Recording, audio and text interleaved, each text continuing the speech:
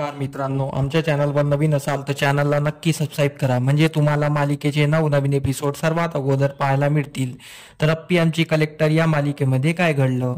अमोल सकाळी उठून व्यायामाची तयारी करत असतो आणि बाकी सर्व उठायचे असतात. तर त्याला फुई आजी बाहेर जाताना दिसते. तर तो फुई आजीला विचारतो, आजी तुम्ही कुठे जात आहात? तर फुई आजी बोलत असते, मी दवाखान्यात जाऊन येते. अमोल तिला विचारतो, एकट्याच जात आहात का तुम्ही? मी कोणाला पाठवू का सोबत?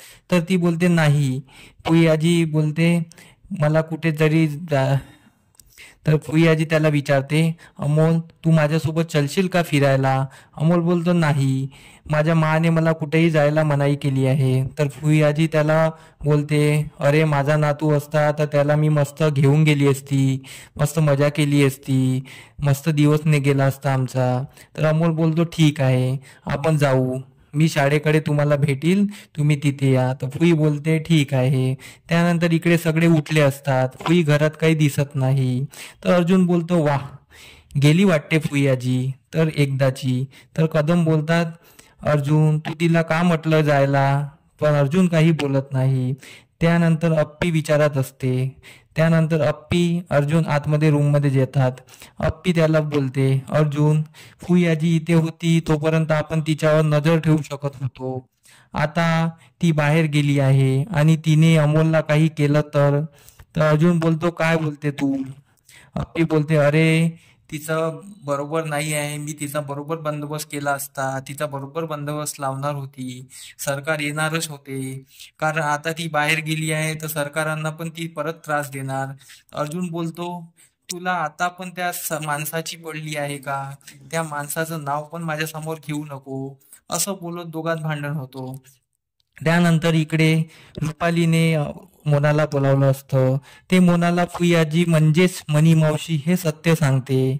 मोना एकदम शॉक होते, अरे बाप रे, मी ऐकले आहे ती त्या बाईने वंशाला खूप त्रास दिला आहे, खूप खतरनाक बाई आहे आणि मी तिला घरात घेतलं, आता माझं काही खरं नाही आहे.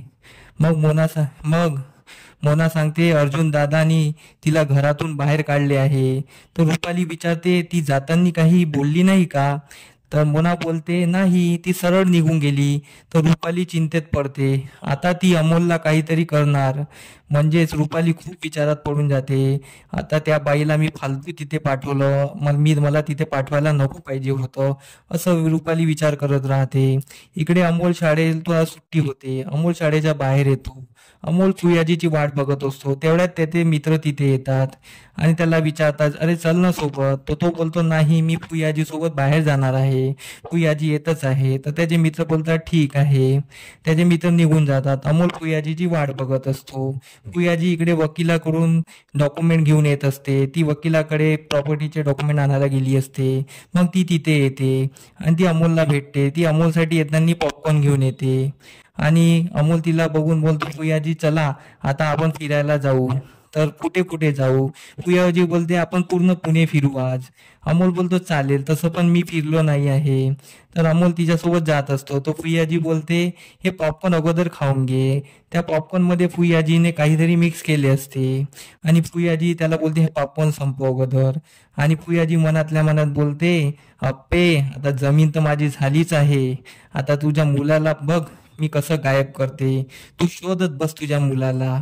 आणि इथेच आजचा भाग संपतो. धन्यवाद.